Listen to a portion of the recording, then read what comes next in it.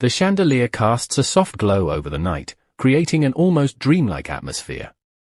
Noah looms over Amelie Lafayette, pinning her down with a firm grip. Her hands are bound with cloth, leaving her completely at his mercy. His voice is filled with an intense desire as he presses his lips against her neck, his passion undeniable. His eyes, locked onto hers, seem captivated. Every part of her, her tear-filled gaze, her lips tinted with a soft rosy hue, her flawless skin, he wants it all for himself.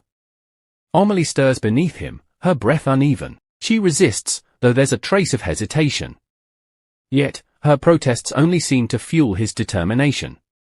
His fingers trail along her cheek, his voice laced with amusement as he tells her that the look on her face only tempts him further. She turns her head away, attempting to escape his intense gaze. This is wrong, completely forbidden. Because, in reality, there is no woman in this world named Amelie Lafayette. 1 month earlier, at Foster Books, the store is bustling with eager customers. People come and go, all drawn by a single book. Madame Camellia watches in delight, announcing that every copy has sold out. Charlotte, standing beside her, humbly gives the credit to her instead. But deep down, she is amazed. The novel she wrote under the name Amelie Lafayette has become a sensation. Her eyes linger on the book's cover, The Sleepless Lonely Duke. Never did she imagine that the story she created in another life would thrive in this world. A few years ago, her life had ended far too soon. When she opened her eyes again, she found herself inside the very world she had written, one filled with noble families and grand estates. As a writer, she had dreamed of living as an aristocratic lady in such a dazzling place. However, reality had other plans. Madame Camellia's voice pulls her back from her thoughts. She comments on how rare it is for Charlotte to take a day off. Charlotte quickly explains that she convinced someone by saying she had important matters to attend to. But in truth, being Lord Noah Jenkins' personal maid leaves her little freedom. Any hope of living a noblewoman's life had been shattered the moment she was reborn into this role. 10 years ago, she first met him. Seeing the very character she had created standing before her had been overwhelming. Even then, his cold demeanor was evident. She had introduced herself timidly, unable to meet his gaze. Knowing his past, she understood his distrust of others. His father's harsh temper had shaped him into someone who rarely showed emotion. Even now, their interactions remain the same. She serves him dinner, asking if it suits his taste, but as always, he dismisses her without a glance. With an empty smile, she acknowledges his words and leaves. Frustration builds within her. If not for his striking appearance, she would have quit long ago. Instead, she channels her emotions into writing, pouring her thoughts onto the pages. Back in the present, Madame Camellia notices her distraction and hands her a small sack of gold coins. The amount is more than she ever expected. With this, she could easily leave her job and live comfortably for a year. However, there is still a debt to consider. Instead of accepting the full amount, she suggests using it as a donation. Though surprised, Madame Camellia eventually agrees. Then, as if remembering something, she steps away and returns with a beautiful gift, an elegant lace blouse, a satin dress, and a dazzling necklace. Charlotte's eyes widen in awe. For a moment, she feels like the noblewoman she once dreamed of becoming. Madame Camellia encourages her to try them on and even suggests going out in the outfit. At first, Charlotte refuses, worried about being recognized. But after some convincing, she gives in, covering her head with a cap to conceal her identity. With her changed appearance, even Noah wouldn't recognize her. A blush creeps onto her cheeks at the thought. Today, she is not Charlotte the maid. Today, she is Amelie Lafayette. Excited by her newfound disguise, she decides to visit a boutique. However, before she can take another step, a familiar voice calls her name. Her heart stops. Standing before her is Noah Jenkins. Panic sets in as he questions her transformation, her hair, her outfit, her presence in this place. She scrambles for an explanation. Desperately, she claims it's a misunderstanding. But he isn't convinced. His piercing gaze doesn't waver as he demands an answer. Finally, with as much confidence as she can muster, she insists her name isn't Charlotte.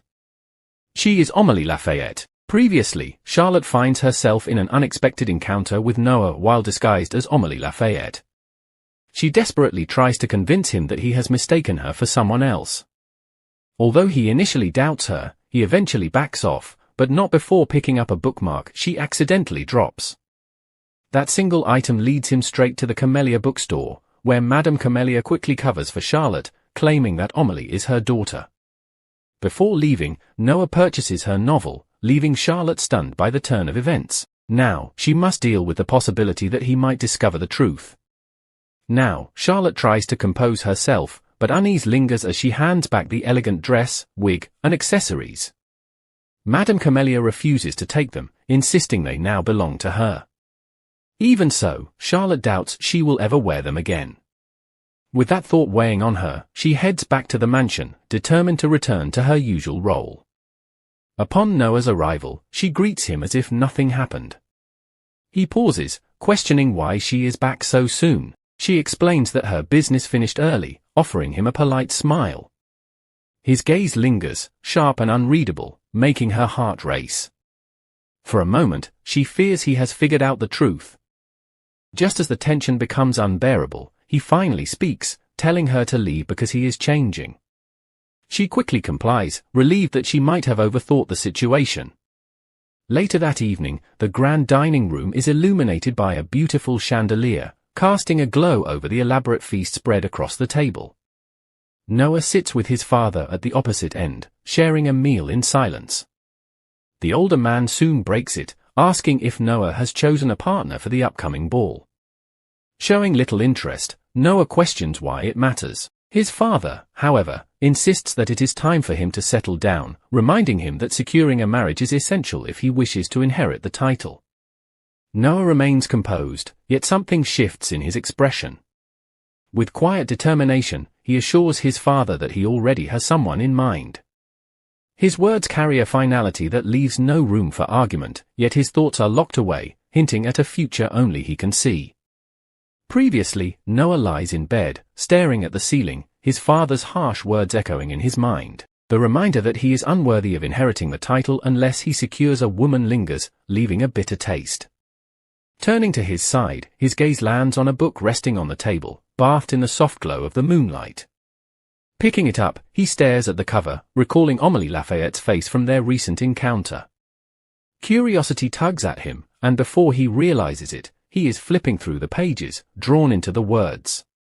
The next morning, Charlotte walks toward his room, carrying a fresh shirt. As he slightly opens the door to take it, her eyes unintentionally catch a glimpse of his well-defined muscles. The sight momentarily stuns her, her face heating up as she wonders if he secretly trains. However, his sharp voice jolts her out of her daze, reminding her of her place.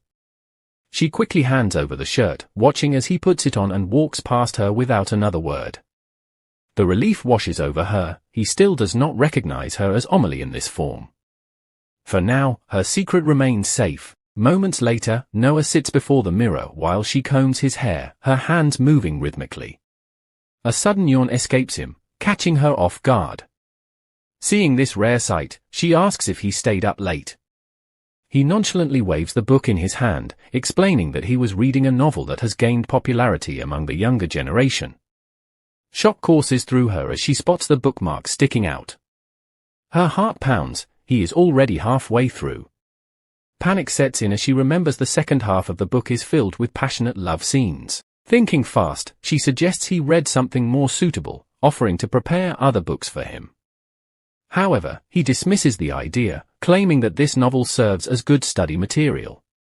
Her mind spins, struggling to grasp what kind of study he means. Desperate to stop him, she blurts out that everything written in the book is unrealistic, probably written by someone with no real experience in romance. But before she can say anything else, he shoots her a sharp look. Then, without warning, he asks if she wants to test it out. Her breath catches as he suddenly pushes her onto the bed, his hands bracing on either side of her. Their eyes meet, and warmth spreads across her face. Panic sets in as she tries to process what is happening. He slowly recites a passage from the book, his voice smooth and deliberate. His fingers lightly brush her hand, mimicking the described actions. The realization dawns on her, he is quoting the novel. His fingertips move to her chin, grazing her lips, sending shivers down her spine. The moment feels surreal, her heart hammering against her chest. When he murmurs those 3 unexpected words, "I like you," her mind goes blank. She braces for what comes next, squeezing her eyes shut, only to feel nothing. Peeking through her lashes, she sees him casually sitting back in his chair, flipping through the pages. Completely focused on the book, he mutters about how women seem to enjoy this sort of thing. The last line finally clicks in her mind. Her shock turns to disbelief as he reveals that he has read the entire novel multiple times. She lets out an embarrassed squeal, unable to process this revelation. Watching her reaction, he calmly flips to the exact page he just quoted, musing about the possibility that the novel might hold some truth. Overwhelmed, she covers her face, too flustered to respond. Suddenly, he stands and approaches her. Calling her name, he waits for her to lower her hands before handing her a sealed letter. He instructs her to send it to Amelie Lafayette, emphasizing that it is urgent. Her fingers tighten around the envelope as she nods, though a sinking feeling settles in her chest. He still does not realize that she and Amelie are the same person. At the bookstore, she sits with Madame Camellia, reading the letter together. The words leave her stunned. Noah deeply regrets his previous behavior and, unable to sleep since, formally invites Amelie to the upcoming ball. Along with the letter, he has sent a gown, hoping she will wear it. Opening the accompanying box, her eyes widen at the sight of a stunning purple dress. The memory of overhearing him ask about young women's preferences resurfaces, and a new thought strikes her. Could it be that he is developing feelings for Amelie? Madame Camellia observes her, sensing her hesitation. She casually asks if she intends to attend. Charlotte, still processing, struggles to respond. Rejecting an invitation from the Duke's household would be nearly impossible, especially now that she is under Madame Camellia's care. A refusal could spark dangerous rumors, putting her identity at risk. She cannot afford that. Seeing her conflicted expression, Madame Camellia offers a simple solution. If she goes to the ball and shows no interest, Noah's attention will naturally shift elsewhere. After all, it is the social season, filled with opportunities to meet potential matches. The words spark an idea in Charlotte's mind. This is the perfect chance to introduce the true heroine of this world, Sarah Kaywood. The moment the thought clicks, she immediately agrees to attend. 3 days later, she steps into the grand ballroom, her appearance transformed into that of Amelie Lafayette. The dazzling chandeliers illuminate the golden hall, filled with noblemen and women dressed in their finest attire. She takes a deep breath, her heart pounding with nerves. Scanning the room, her eyes lock onto a young woman standing at the center of attention. Long, chestnut brown hair, a petite and delicate frame, effortlessly charming with admirers surrounding her, there is no doubt about it. This is Sarah Kaywood, the rightful protagonist of this world. Steeling herself, she prepares for what comes next. Sarah Kaywood seems to glow like an angel as the ball illuminates her smile. Charlotte reminds herself to talk to Sarah first, but before she can move, Noah suddenly grabs her waist and holds out his hand as if presenting a queen. He greets her with an unexpected smile, complimenting the dress he gifted her. Flustered, she thanks him shyly, but before she can slip away, he elegantly guides her forward. She wants to approach Sarah, but all eyes are now on her and Noah. Murmurs spread through the hall as women whisper about Noah Jenkins attending with a partner. Sarah, catching wind of the gossip, turns her head in surprise. Charlotte recalls how Noah and Sarah grew close in her novel, especially after he defended her from bullies. She watches Sarah, her long chestnut hair, petite frame, and gentle demeanor making her the center of attention.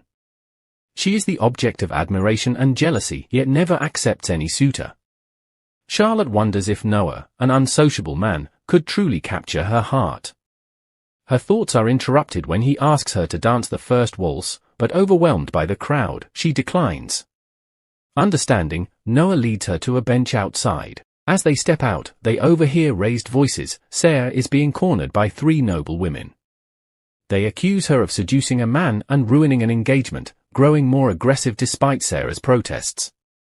Charlotte and Noah watch from behind a bush until Noah suddenly asks if she knows Sarah. After a pause, she replies that Sarah is very precious to her. Surprised, Noah decides to step in. As one of the women raises a hand to strike Sarah, Noah catches it mid-air. His cold stare pierces through them as he calmly questions their actions. They scramble for excuses, but he firmly orders them to leave. They scurry away in fear, leaving Sarah stunned. She asks why he helped her, and he simply responds that Miss Amelie, Charlotte's alias, said she was a good person. Sarah, confused, asks who Amelie is, but when Noah turns to point her out, Charlotte has vanished. Both he and Sarah stare at the empty space, yet Sarah's gaze lingers on Noah. Meanwhile, Charlotte returns to the ballroom, but her heart isn't in it. Wondering how she will get home, she recalls Noah's intervention and steals herself. She is not the heroine of this story, she must manage on her own. Just as she resolves to leave, Noah suddenly swoops her up in his arms. Face turning pink with shock, she gasps his name. He smiles, reminding her of a scene from her own novel, leaving her completely speechless. Previously, we saw Noah making a bold move by carrying Charlotte in his arms, completely sweeping her off her feet, literally. Her face turns bright red as she struggles, her heart racing at the sudden closeness. However, he merely smirks, unfazed by her reaction. It seems he is fully aware of the effect he has on her. Then, as if confirming something, he muses aloud, reminding her of a scene from her own novel. Her embarrassment intensifies as she quickly protests, insisting that she can walk on her own. However, Noah remains firm, refusing to let her go. His expression is resolute as he points out her injury, declaring that he will personally take her home. Flustered, she tries to divert the conversation, hesitantly asking about Sarah Kaywood. He responds with a casual remark, assuming that she must have returned to the dance hall. With that, he carries her away without hesitation, completely unaware that Sarah is hidden in the shadows, watching everything unfold. Her expression is unreadable, shock, concern, and something else flickering in her eyes. The next day, Charlotte busies herself with chores, wiping the windows absent-mindedly when she catches sight of Noah walking outside. Her eyes linger on him as she notes something unusual. Since that night, he hasn't visited Sarah even once. As the day progresses, the estate is filled with whispers and speculations. Servants exchange hushed conversations, eager to unravel the mystery surrounding the Duke's love life. One maid claims that Noah and Sarah appeared to be quite close at the ball, fueling rumors that they might be romantically involved. Charlotte, overhearing this, immediately brightens, convinced that her assumptions were correct. However, before she can celebrate the supposed love story between them, another maid contradicts the gossip, revealing that Sarah has actually refused to meet Noah multiple times, despite rumors that he harbors feelings for her. Confusion sets in as Charlotte processes the conflicting information. Later, while serving Noah an extravagant dinner, she steals cautious glances at him, searching for any hint of distress. However, his expression remains as unreadable as ever. If something had truly happened between him and Sarah, wouldn't he show some reaction? Uncertainty gnaws at her, prompting her to take matters into her own hands. Determined to uncover the truth, Charlotte assumes her identity as Amelie Lafayette and makes her way to Sarah Kaywood's estate. The moment she arrives, she is welcomed warmly, though the reason behind her visit weighs heavily on her mind. Without hesitation, Sarah brings up the events of the previous night, her expression soft with gratitude. She assumes that Charlotte had been the one to instruct Noah to save her, thanking her with a gentle smile.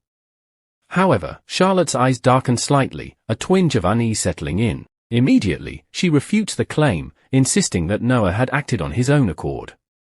The moment those words leave her mouth, Sarah's face turns a soft shade of pink, her hands unconsciously pressing against her chest as if recalling something dear to her. Then, in a quiet murmur, she repeats Charlotte's words, as if savoring them.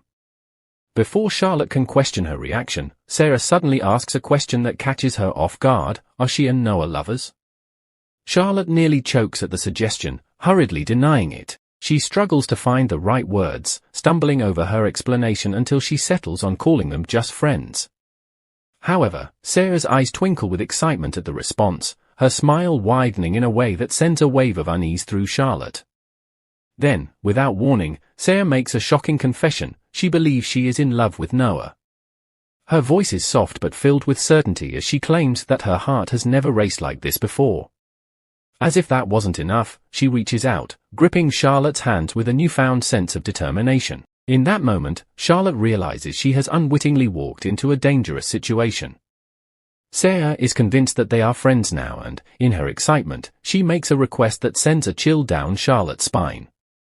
She asks if Charlotte could arrange a tea party for the three of them. For a brief second, Charlotte is too caught up in the moment to process what she has just agreed to. Then, reality crashes down on her. Her eyes widen as she internally screams, realizing she has just set herself up for disaster. Charlotte found herself in a predicament she never anticipated, agreeing to arrange a tea party between Noah and Sarah. The realization of what she has done hits her like a thunderclap. The words re-echo in her mind repeatedly, each repetition making her regret her momentary lapse in judgment. Sarah's expectant gaze pierces through her, leaving no room for refusal. There is an unspoken pressure behind her gentle smile, making it impossible for Charlotte to decline. As expected of the heroine, she groans internally, shutting her eyes in frustration. It is impossible to say no when given that look. After what feels like an eternity of inner conflict, she sighs in defeat and agrees to ask him. The moment the words leave her mouth, Sarah's eyes light up, a victorious smile gracing her lips as she claps her hands together in delight. Her gratitude is evident, while Charlotte forces a weak smile, wondering what exactly she has gotten herself into. Their conversation ends there, and they part ways, but the weight of her decision lingers in Charlotte's mind. That evening, Sarah sits in her lavishly decorated room, flipping through the pages of Amelie Lafayette's book when a knock startles her. She quickly closes the book and rises, allowing her father to enter. His gaze, filled with pride, settles on her as he brushes a hand against her face. There must have been many high-ranking nobles captivated by her beauty at the ball, he muses, his voice filled with expectation. The warmth in his tone does little to ease the weight behind his words. Sarah's fingers tighten around the chair as he prompts her for a name. After a moment of hesitation, she responds that she plans to meet Lord Noah Jenkins soon. His eyes widen in approval at the mention of the only son of the Jenkins ducal family, acknowledging that it is quite a match. Encouraging her to do her best to make him fall for her, he pats her shoulder before exiting. Left standing frozen in place, Sarah trembles, unable to shake off the uneasy feeling settling in her chest. Days later, at a prestigious restaurant, Charlotte, disguised as Amelie, sits nervously across from Noah. The unexpected invitation seems to have surprised him, as he comments on it with mild curiosity. She fidgets in her seat, struggling to find the right words, knowing she must figure out a way to arrange a meeting between Sarah and Noah. After mustering her courage, she blurts out the purpose of the tea party, cautiously extending an invitation. The air shifts instantly, his expression hardening as he processes the information. He confirms the identity of Sarah Kaywood, the Count's daughter, before falling into a deep silence. Attempting to ease the tension, Charlotte quickly rambles about Sarah's beauty and charm, yet his lack of response only increases her unease. A quiet yet firm voice finally breaks the silence, acknowledging the rumors surrounding Sarah, but dismissing them with a declaration that only she interests him. Her breath catches at the unexpected words, and for a moment, her thoughts spiral as she questions whether she is being confessed to. He agrees to attend the tea party but adds a condition, reaching across the table to take her hand. His unwavering gaze meets hers as he demands to know her ideal type. Her mind blanks at the sudden inquiry, and panic sets in. Desperate to deter him, she quickly lists an impossible set of traits: black hair, glasses, cheerful, with many friends, and a love for baking. He listens without interruption before acknowledging her answer with a simple response, seemingly unfazed. With an ominous smile, she convinces herself that such men are rare anyway, making it all the more impossible. There is no need to worry, she thinks smugly, knowing that it is only a matter of time before he gives up on Amelie and shifts his attention to the heroine. 1 week later, at the anticipated tea party, Charlotte sits stiffly across from Sarah and Noah. As Sarah beams in delight, her cheerful voice fills the space, commenting on how much Noah has changed since they last met. She praises his new appearance, noting how well his new hair color suits him. Charlotte, who had been cautiously keeping her head down, slowly lifts her gaze. The moment her eyes land on Noah, she freezes in absolute horror. Seated under the sunlight, looking every bit the refined nobleman, Noah now possesses jet black hair and glasses. He exudes an effortless charm that makes him stand out, his composed demeanor adding to the overwhelming sight. Charlotte's entire world shatters as realization sets in. This is not how things were supposed to turn out. Her mind races, screaming in disbelief at the turn of events, barely holding back the urge to throw herself into the nearest bush. 10 minutes earlier, Charlotte and Sarah arrive at the tea party before Noah. Sarah fidgets with the hem of her dress, her eyes darting around. She whispers anxiously, wondering if she looks strange. Charlotte, still disguised as Amelie Lafayette, reassures her that she looks perfect, reminding herself that the heroine is supposed to shine. Suddenly, a stir ripples through the crowd. The women nearby murmur in hushed amazement as a figure approaches. Charlotte follows their gazes and freezes. Noah stands before them, his entire appearance transformed. He apologizes for being late, explaining that his meeting ran longer than expected. Sarah, taken aback, hesitantly calls his name. Charlotte, still in shock, can only mutter in disbelief. Noah takes his seat, and the tea party begins. Sarah's curious eyes linger on him as she notes the drastic change. She mentions hearing that dark hair is difficult to achieve and wonders why he suddenly decided to dye it. Noah starts to answer, but Charlotte quickly intervenes, suggesting that hair transformations have become a trendy fashion statement. Sarah seems convinced, but then shifts her attention to the glasses. If his vision was fine before, why the sudden change? Charlotte scrambles for another excuse, explaining that his eyesight has worsened from reading too many books. Noah frowns at the false claim, but doesn't argue. Sarah, ever cheerful, compliments the new look, leaving Charlotte shrinking into herself. The conversation drifts toward familiarity. Sarah notices how well Charlotte and Noah seem to understand each other and wonders if they have known each other for a long time. Charlotte forces a smile, knowing the truth better than anyone. After all, she created Noah. Noah, however, explains that they only met by chance when he mistook her for someone he once knew. Sarah accepts the explanation without suspicion. Meanwhile, Charlotte suppresses the urge to groan. She is that person he once knew, yet she has no way to clarify without exposing herself. Noah continues, mentioning that his interest in her grew after discovering she was a novelist. The word sends alarm bells ringing in Charlotte's head. If Sarah ever got her hands on that book, things would take a disastrous turn. Noah praises her as a great writer, casually sipping his tea. Sarah stares in shock before her excitement bursts forth. She recognizes the name and exclaims that she is a devoted fan. Charlotte stiffens. Sarah, the heroine of her novel, has read her work. The admiration in her eyes is unmistakable as she eagerly takes Charlotte's hands, expressing disbelief that her favorite author is sitting right in front of her.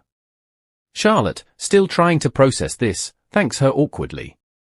She never imagined that Sarah would actually be a fan, but the realization does nothing to calm her nerves. Sarah shouldn't have read it in the first place. Noah remains silent, watching the exchange with a contemplative look. Something clicks in his mind. An important person? Was Sarah referring to an important fan? Sarah apologizes for the misunderstanding, admitting she had mistaken Charlotte for someone else because of her surname. Charlotte quickly clarifies that Amelie Lafayette is just a pen name. But as she says it, something stirs in her memory. Where did that name come from? She recalls writing it down absent-mindedly when Madame Camellia asked her to choose something. Then it all comes back. In her past life, she had only used the name Amelie Lafayette once in a novel. It was in the scene where Sarah and Noah stood at the crossroads of their fate, torn between duty and love. Sarah had spoken a line she adored, one borrowed from another book: "I would rather go to hell with someone I love than to heaven without them." She had turned to Noah then, saying it fit them perfectly in that moment. When he asked about the original author, she had responded with admiration, declaring that Amelie Lafayette was their unseen savior, the one who had given them the courage to move forward. Charlotte's breath catches. Sarah's favorite novelist, the one who unknowingly pushed her toward Noah in the story, had been her all along. Sarah, still glowing with excitement, suddenly makes a request. She wants to see Charlotte's workroom. The enthusiasm in her voice leaves no room for refusal. Charlotte stiffens. Her workroom? The place where she hides all evidence of her double life. Panic swells in her chest as the realization sinks in, she may have just walked straight into another impossible situation. Previously, Charlotte barely manages to keep her secret intact as Sarah and Noah grow more interested in her identity. Sarah's eyes shimmer with excitement as she makes a request. She wants to see Charlotte's workroom. Caught off guard, Charlotte hesitates, her mind racing. A maid having a workroom? That's absurd, she wrote the novel in the maid's quarters. But Sarah and Noah watch her expectantly, their eyes practically begging for a response. Smiling to cover her nerves, she assures them she'll invite them once it's clean. Sarah, delighted, locks their pinkies together in a promise. As the tea party continues, Sarah redirects the conversation, asking Noah about his favorite scene from Amelie Lafayette's work. Without hesitation, he picks the blindfolded scene, describing it as educational. Sarah chuckles, bringing up the honey scene as her favorite. Noah agrees, and the two dive into a discussion about the book's sensual moments. Charlotte, silently horrified, watches her own novel become the main topic. Yet, despite everything, they seem to be bonding, and she takes comfort in that. A whisper interrupts as Sarah's butler reminds her of her next appointment. Time has flown by, and with a bright smile, she thanks them for the day. Her gaze lingers on Noah, warmth in her expression. Charlotte, relieved, hopes this gathering has brought them closer. Then, Sarah surprises her again, handing her a small red box. Inside, a brooch with a radiant ruby glows under the light. Sarah shyly admits she wanted to give something to her first-ever friend. Moved, Charlotte recalls the lonely fate she had written for Sarah. She fastens the brooch, its brilliance adding to her appearance.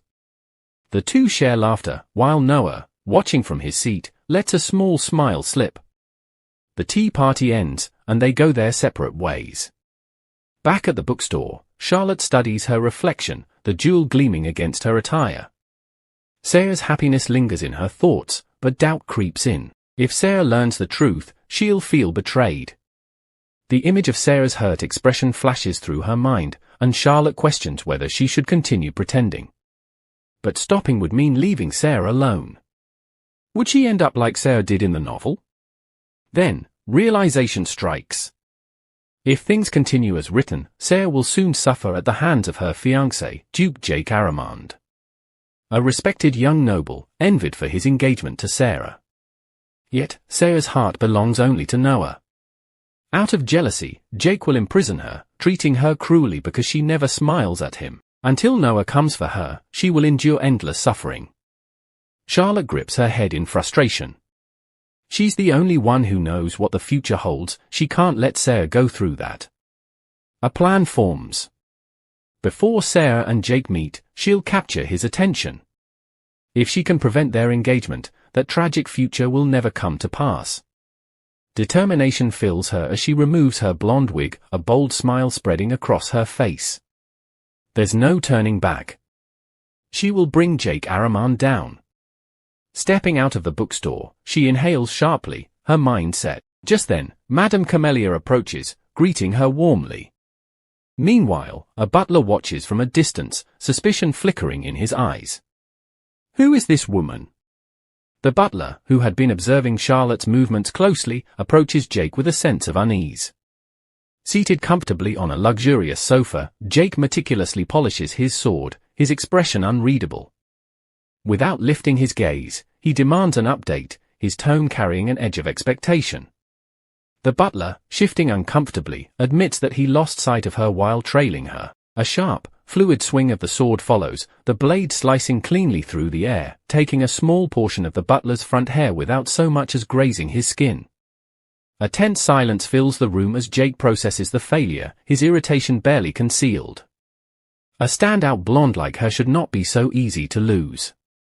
The butler scrambles for an explanation, hastily recounting how she had entered a bookstore, but only a female servant had emerged afterward. Suspicion clouds Jake's expression. His assumption had been that she belonged to a powerful family, given that she was the first woman Noah had ever brought to a ball. Yet something does not add up. Had she used a different exit, or was she still inside? Then, a sudden realization strikes. What if Noah's supposed lover and the maid are actually the same person? At Noah's residence, Charlotte arranges books with a pensive expression. The plan to bring Jake down is taking shape, but she needs a way to get closer to him. The Imperial Anniversary Festival provides the perfect opportunity. Should she take a subtle, intimate approach, or go for something dramatic? A rush of absurd ideas floods her mind before she quickly dismisses them.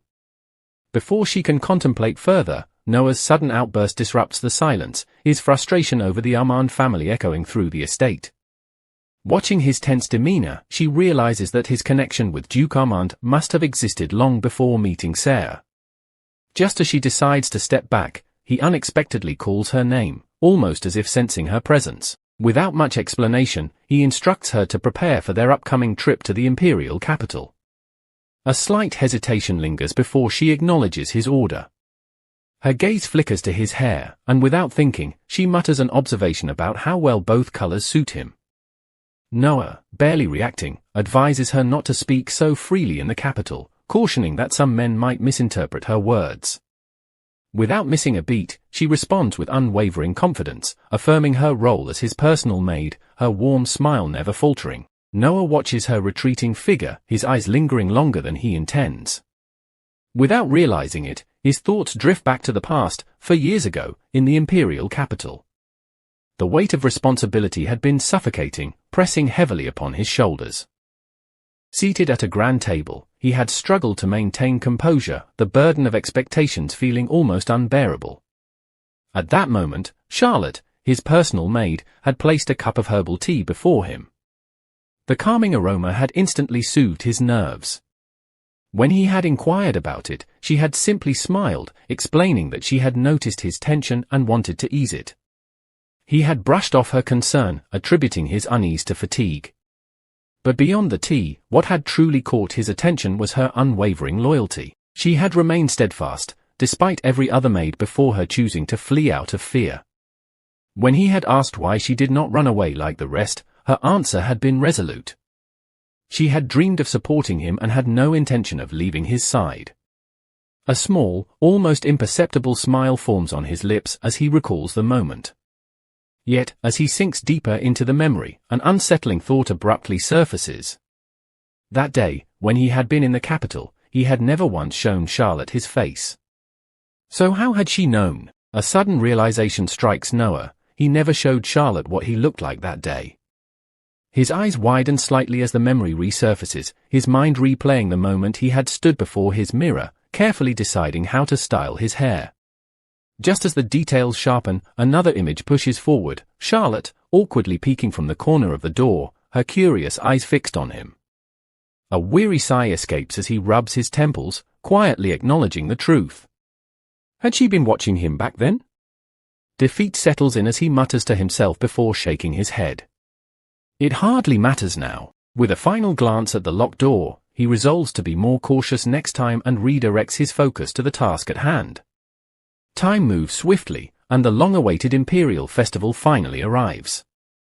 The streets overflow with excitement, voices blending into a lively symphony of chatter, laughter, and anticipation. Inside an opulent carriage, Charlotte watches the bustling scenery with wide-eyed fascination.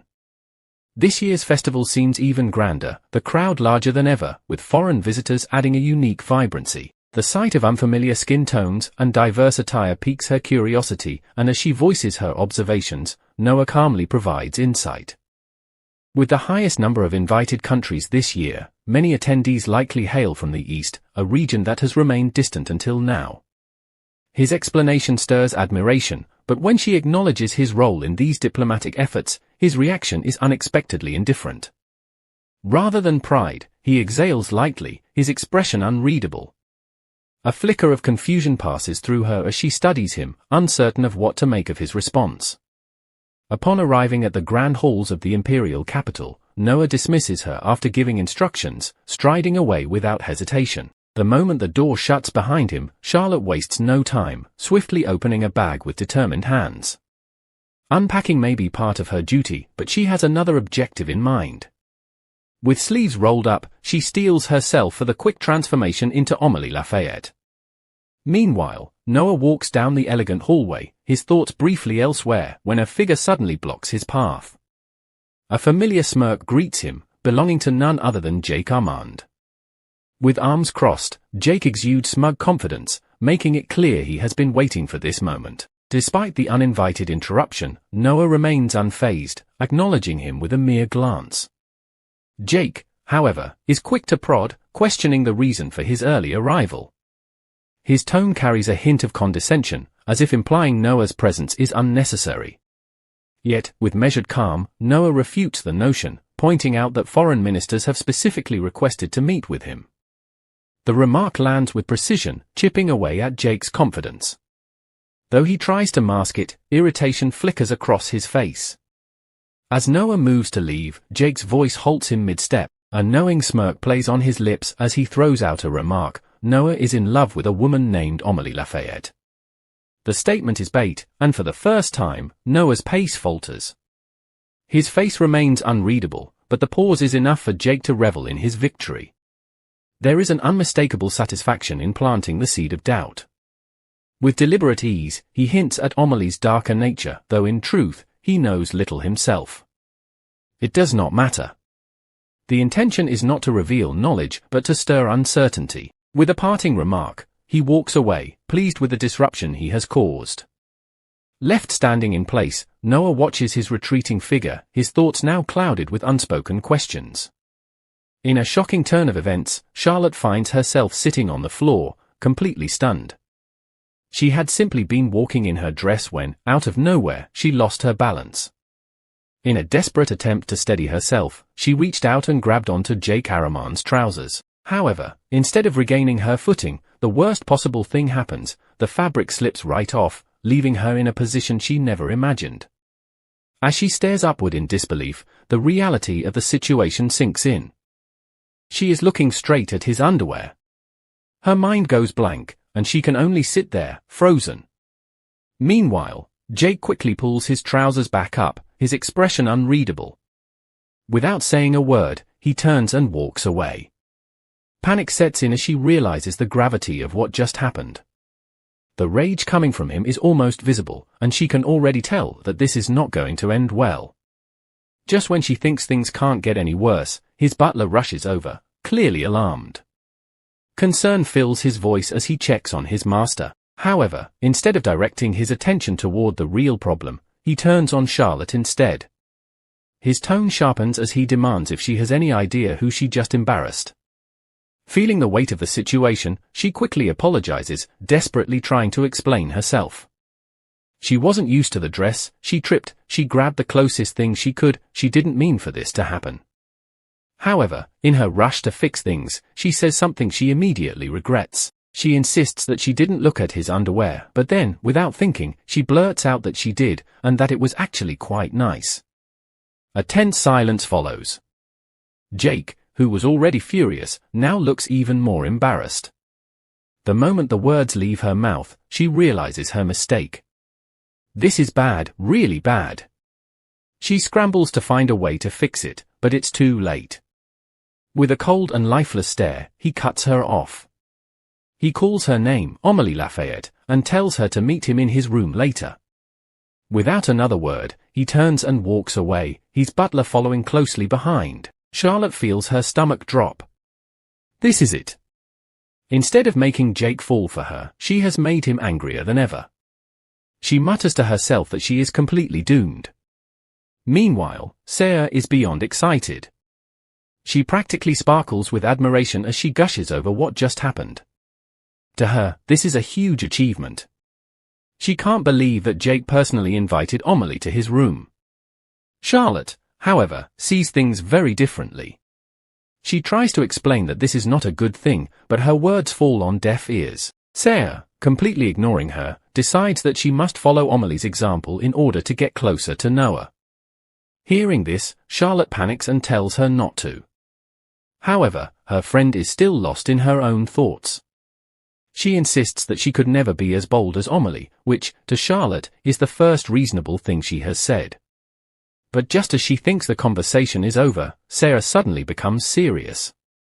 She turns to Charlotte and asks if she has met Noah yet. Caught off guard, Charlotte hesitates before answering. She recalls how Noah once told her that he was looking forward to seeing her at the Imperial Anniversary Festival after the tea party ended. However, she doesn't want to bring that up, so she simply says she hasn't met him yet. Hearing this, Sarah starts thinking. Since she hasn't met Noah either, maybe she should visit his apartment today. The word shocks Charlotte so much that she yells out in disbelief. Sarah, surprised by the reaction, questions if that would really be rude. Charlotte quickly tells her that suddenly showing up would definitely surprise Noah. However, deep down, she is more concerned about Sarah running into her disguised as the maid, Charlotte. After thinking it over, Sarah admits that it might not be the best idea. She just wanted to talk to Noah before the ball. This makes Charlotte curious, so she asks why. That's when Sarah nervously confesses her true feelings.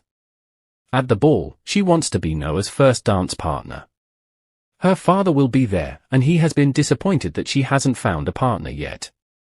She hopes that by dancing with Noah, she can reassure him. Hearing this, Charlotte feels a sense of sympathy. Sarah's feelings are genuine, but there's no telling if Noah will notice her charm the way she hopes. She silently worries about what will happen when the time comes. After parting ways, Charlotte heads to Jake's room. Taking a seat in front of him, she feels tense. All of her focus is on the sword in his hand, and the sight of it does nothing to calm her nerves. Jake, sensing her discomfort, tells her to relax. However, there is no way she can do that. All she can think about is how he might use that sword on her. She is so anxious that she starts planning the most sincere apology she can think of. But before she can even begin, he speaks first. He starts to bring up what happened earlier, but she doesn't let him finish. She immediately jumps up and apologizes loudly. She admits that even though it was an accident, she doesn't even know how to begin apologizing properly. However, she promises that, regarding what she saw, she will never tell anyone. That's when he suddenly snaps. He interrupts her, demanding that they stop talking about it. His frustration fills the room, making the air tense. Once everything settles down, he changes the subject. He turns to her and asks what her true purpose is. His voice is calm, but his words are sharp. Hearing this, she is caught off guard. She wasn't expecting this question. Moreover, she doesn't even recall telling him her name, so how does he know it? Confused, she repeats his question back to him. That's when he makes himself clear. He mentions that she is the woman Noah Jenkins brought in. He had always suspected there was something more behind it, but after everything that has happened, he is convinced of one thing: she has two faces. He steps closer, lifts her chin, and looks directly into her eyes. His confidence is undeniable as he delivers his final statement. She has been hiding something, and he is certain of it. Jake's sharp words cut through the air, leaving Charlotte frozen in place. Anxiety grips her as she wonders how he could possibly know the truth. She attempts to feign ignorance, yet before she can fully regain her composure, he ruthlessly exposes her secret, snatching off her wig and revealing her true identity. The weight of his disgust is unbearable as he accuses her of deceit, making it clear that a commoner pretending to be a noble is an unforgivable crime. The mention of execution sends a chill down her spine, and desperation takes over. She pleads with him, offering to do anything if he keeps her secret. Although he assures her that he has no plans to expose her just yet, his condition is equally daunting. He demands that she steal the golden glass from Noah Jenkins. Torn between fear and obligation, she reluctantly agrees, though doubts plague her mind about whether he truly intends to return it. Meanwhile, Noah finds himself consumed with unease when he spots Amelie stepping out of Jake's room. Confusion clouds his thoughts as he struggles to comprehend their connection. Later that evening, as he stands on the balcony, swirling his wine in deep contemplation, Sarah eagerly approaches, hoping to capture his attention. Despite her attempts to engage him in conversation, his mind remains elsewhere, his response is hollow and disinterested. The silence between them is palpable, and just as she gathers the courage to share her feelings, he abruptly shifts the subject, inquiring about Amelie's relationship with Jake.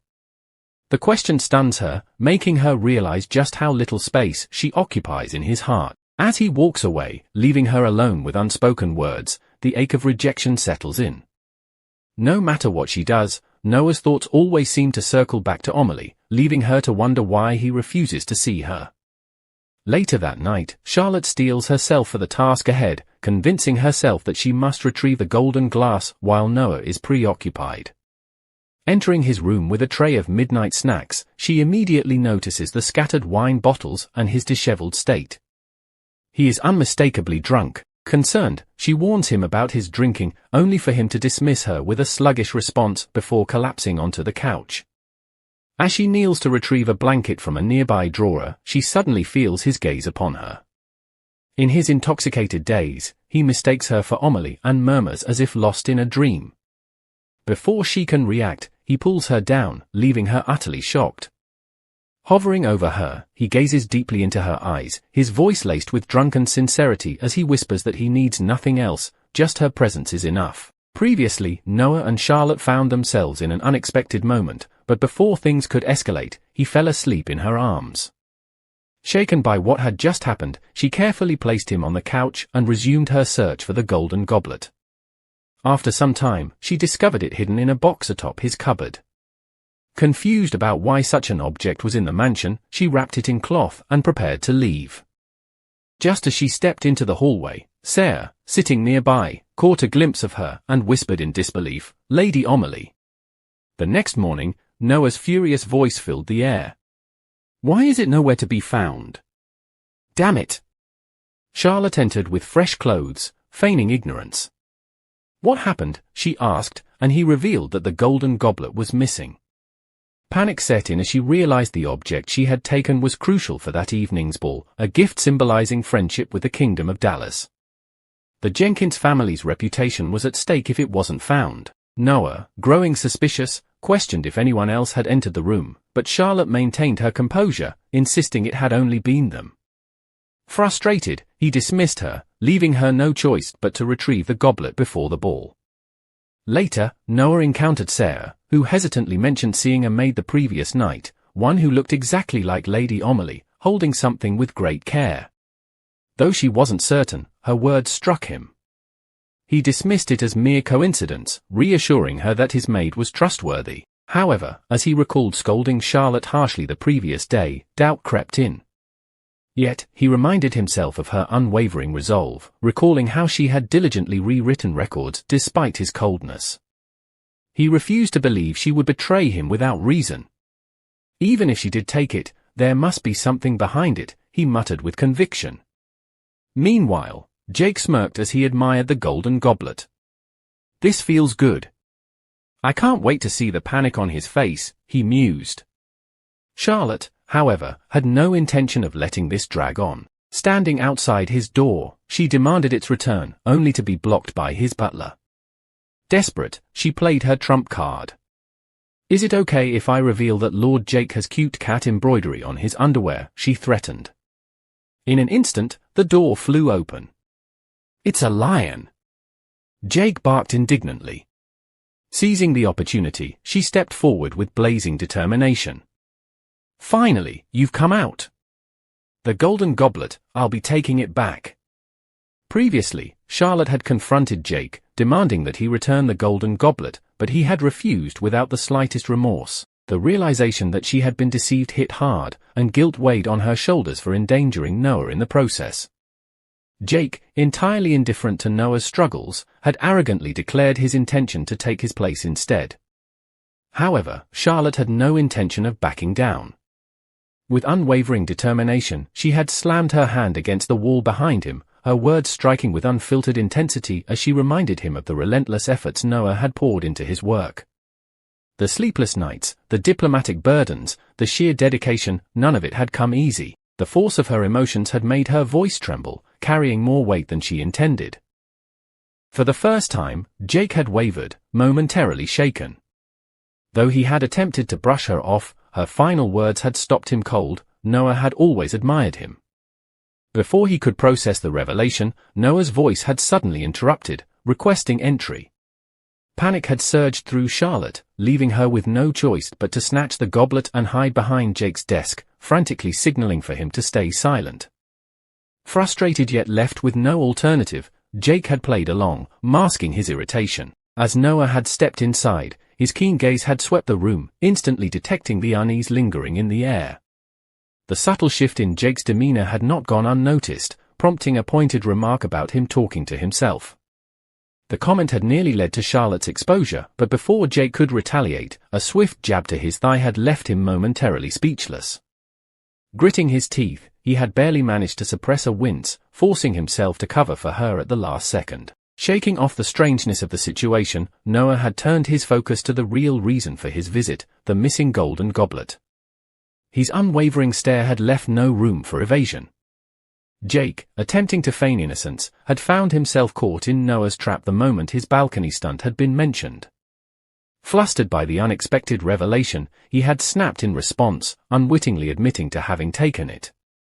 Hidden from view, Charlotte had been stunned. Noah had known everything all along. A cold disappointment had laced Noah's voice as he had confronted Jake about using Charlotte, expressing his regret that he had once expected better from him. With nothing more to say, he had turned to leave. However, the weight of Charlotte's words had finally cracked something within Jake. For the first time, uncertainty had clouded his usual arrogance. In a rare moment of hesitation, he had spoken up, offering to have his men search for the missing goblet. The reluctant admission had not gone unnoticed, and Noah's smirk had carried an air of knowing triumph as he had walked away. The moment he had disappeared down the corridor, Charlotte had emerged from her hiding place, the goblet secured in her grasp. Yet, as she held it, guilt gnawed at her.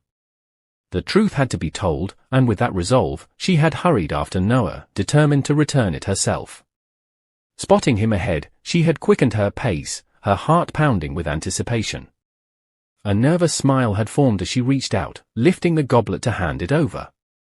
But in that very moment, disaster had struck. A single misstep had thrown off her balance, and before she could react, the goblet had slipped from her grasp. Time had slowed as it tumbled through the air, its polished surface catching the light one final time before it had shattered upon the ground. The sharp sound had cut through the silence like a dagger. An eerie stillness had followed, the weight of the situation sinking in as Charlotte stood frozen, horror dawning upon her. Charlotte's heart sank as the golden goblet shattered before her eyes. Though Noah remained composed, the weight of the upcoming ceremony pressed heavily on her, leaving her in a state of panic. The enormity of her mistake was undeniable, and without hesitation, she took full responsibility, confessing to stealing the goblet. However, before she could say more, Noah silenced her, his demeanor unshaken as he calmly gathered the broken pieces. Rather than scolding her, he simply assured her that he would take care of everything. Unable to rely on him alone, she had sought out Jake's help, but his immediate refusal had only deepened her anxiety. It was only after appealing to his pride, flattering his skills with carefully chosen words, that he had finally relented. Meanwhile, Noah had given her one task, to delay the ceremony by an hour, using Jake as her means to do so. Though Jake had agreed, his parting remark had stung deeply, a cruel reminder of her blunder. To think that Noah's position was at risk because of a mere maid's mistake. The guilt sat heavy in her chest. As the ceremony neared, an air of tension filled the grand hall. Seated on his throne, the king had begun to grow impatient, questioning Noah's absence.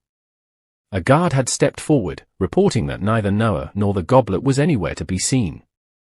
From behind a heavy curtain, Charlotte had watched anxiously, hoping against hope that the delay had been enough. Every passing second had felt like an eternity, and with time slipping away, her pulse had pounded in her ears. Then, at last, the heavy doors had opened. Noah had stepped forward, his confident stride unwavering as he approached the king, a finely crafted box in his hands. The moment he had unveiled its contents, a murmur had rippled through the crowd. The sight before them had been nothing short of shocking, the goblet, meticulously glued together, standing as a repaired artifact. The king's stern gaze had hardened with confusion, yet before he could voice his disapproval, the second king had spoken first. The craftsmanship had not gone unnoticed, and with a knowing glint in his eyes, he had recognized the material. The goblet had been forged from the rare sand of Aurora, a symbol of the kingdom of Dallas itself. Noah's explanation had come smoothly, his words carrying an unexpected depth. Just as broken bonds could be mended, so too could a friendship endure hardships and be restored anew. The message had resonated deeply, and soon, the hall had erupted into applause. The second king had beamed with admiration, declaring his deep appreciation for Noah's sentiment. Later, as the event had drawn to a close, Noah had descended the stairs, his composure as steady as ever. Without hesitation, Charlotte had rushed toward him, unable to contain the emotions bubbling inside her. Guilt had consumed her, and before anything else, she had blurted out her apology, admitting to all the trouble she had caused and how she had ultimately left everything to him. But before she could spiral further, Noah had cut her off. There had been no need for an apology, he had told her. He had known all along, Jake must have threatened her after finding her weakness. The certainty in his voice had left her speechless. Once again, he had understood her better than she had understood herself. Then, in his usual unbothered manner, he had left her with his final words. If she had time to apologize, she should use it to work instead. They would be leaving for the capital tomorrow. As he had walked away, his steady presence fading into the distance, Charlotte had remained still, the weight on her shoulders suddenly feeling lighter. Then, slowly, a small smile had curled on her lips. In the end, despite everything, she had not been left behind. With newfound determination, she had straightened her posture, responding with a single word that carried all the resolve in her heart. Yes, the grand ball is in full swing, the air filled with music and laughter as nobles gather around Noah, their admiration evident. From across the room, Jake and Charlotte watch the scene unfold. With a sigh, Jake crosses his arms, his expression unreadable. As much as it pains him to admit, he was completely defeated by Noah this time. Only a powerful man could handle a crisis like that, he should be the face of the empire. His rare words of praise catch Charlotte off guard, but before she can react, her eyes land on Sarah, and a sense of urgency floods her mind. Without thinking, she blurts out Jake's name, startling him. He raises an eyebrow at her sudden outburst, but before he can question it, she demands to know whether he likes Sarah. His confusion is evident as he repeats the name before dismissing the idea entirely. Sarah looks weak. The bluntness of his reply unsettles her, and when he presses for an explanation, she scrambles for an excuse. In the end, she simply tells him not to show any affection for Sarah before hastily excusing herself. Left alone, Jake watches her retreating figure in bemusement, but it is Noah who is truly caught off guard. Having overheard the conversation, his mind races with possibilities, and before he can stop himself, a ridiculous thought takes root. Is Charlotte in love with Jake? His face turns pink at the idea. Stepping into the dimly lit hallway, Charlotte reminds herself that Noah will be occupied for a while. With a determined nod, she decides to prepare for their journey home.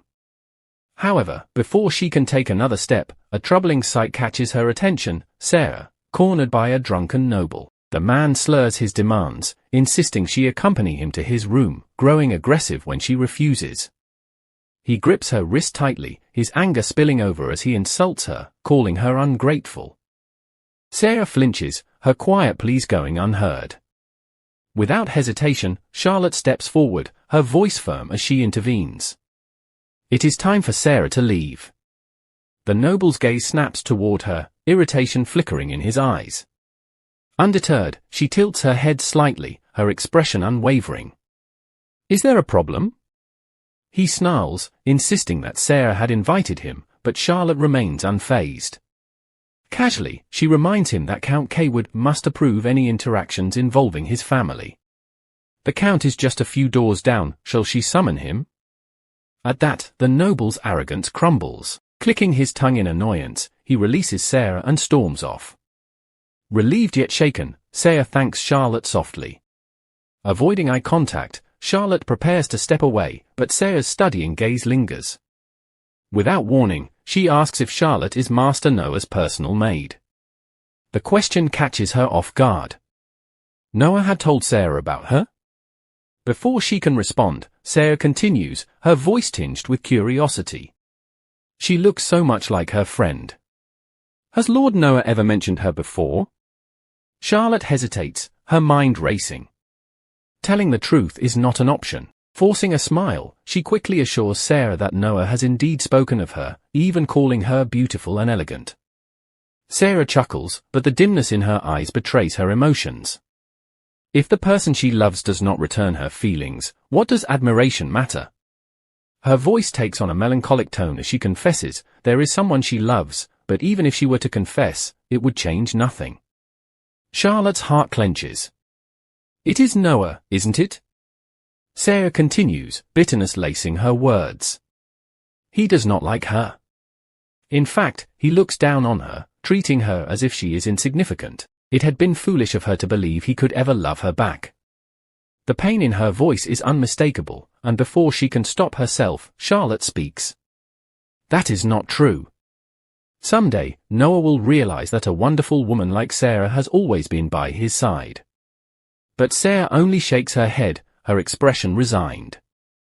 No, he's already in love with someone else, someone bright, fun, and lovely. Charlotte falls silent. There is no doubt now. Sarah is talking about her. The weight of realization settles in as Sarah catches herself, suddenly apologetic. Perhaps it is because Charlotte reminds her of an old friend. Either way, she regrets burdening her with such thoughts. With a forced smile, she thanks her once more, asking her to pass along her regards to Noah before walking away. Charlotte watches her disappear down the hall, guilt twisting deep in her chest. This is her fault. If she had not pretended to be Amelie, things between Noah and Sarah might have been different. As long as she continues playing this role, neither of them will ever find happiness. Her hands clench into fists, resolve hardening in her heart. It is time to set things right. No more disguises, no more running. From this moment on, she will be Charlotte. She will protect them both. If you're eager for the next chapter, drop a comment expressing your interest in a part 2. Don't forget to subscribe and hit the notification bell to stay updated. Until next time, ciao.